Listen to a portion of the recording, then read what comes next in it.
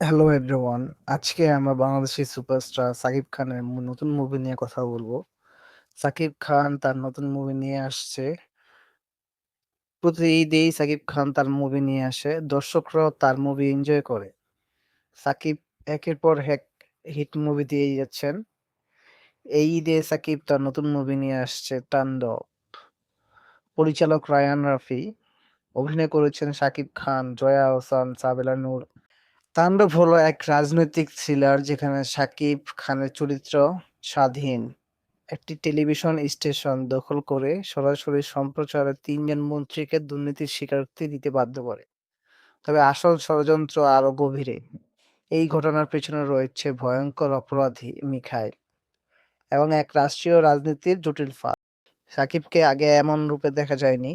সাকিবের নতুন রূপ, আগের থেকে ভিন্ন এক সিরিয়াস চরিত্র অভিনয় করেছেন শাকিব খান। তাণ্ডব এক সাহসী প্রচেষ্টা, সমাজ দুর্নীতি, রাষ্ট্রীয় ষড়যন্ত্র ও প্রতিশোধের গল্প একত্রে মিশে গেছে।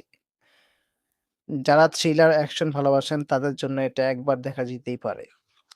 এই ঈদে আপনার পার্শ্ববর্তী হলেই চলছে তাণ্ডব, অবশ্যই দেখে আসবেন। ধন্যবাদ।